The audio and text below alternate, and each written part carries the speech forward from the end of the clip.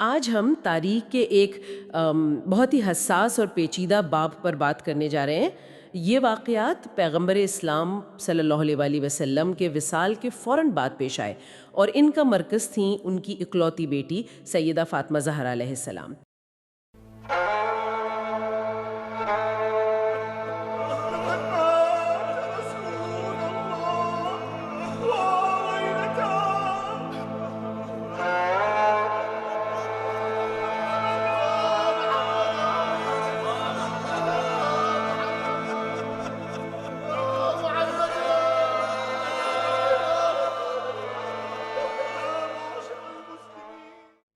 ہمارے پاس جو ذرائع ہیں وہ اس دور کی ایک تصویر پیش کرتے ہیں جو کہیں واضح ہے، کہیں دھندلی۔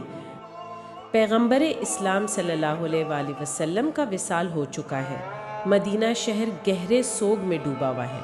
اہل بیت خاص طور پر حضرت علی علیہ السلام رسول کے جسد مبارک کی تجہیز و تکفین میں مصروف ہیں، لیکن اسی وقت شہر کے ایک دوسرے حصے میں سقیفہ بنی سعدہ میں کچھ ہو رہا ہے۔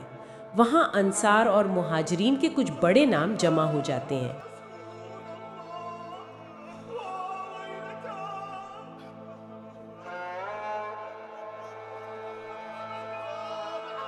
ألا يا أيها الناس اسمعوا حديثي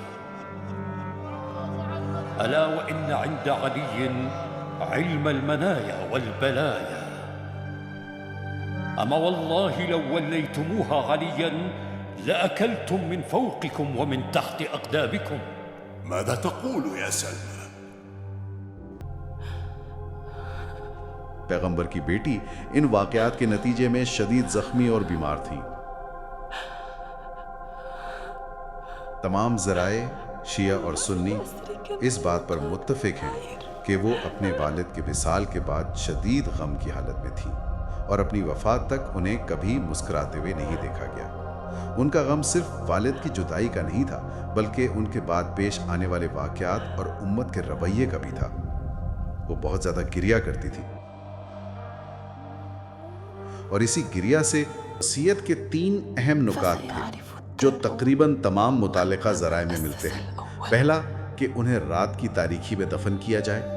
دوسرا، جن لوگوں سے وہ ناراض تھیں وہ ان کے جنازے میں شریک نہ ہوں۔ کس حد تک ناخوش تھیں؟ یہ مخفی قبر ایک خاموش بیان ہے جو صدیوں سے گونج رہا ہے۔ یہ ان کی مظلومیت اور ان کے احتجاج دونوں کی سب سے بڑی دلیل کے طور پر پیش کیا جاتا ہے۔ یہ تاریخ میں ایک ایسی جگہ ہے جہاں خاموشی الفاظ سے زیادہ بلند آواز میں بولتی ہے۔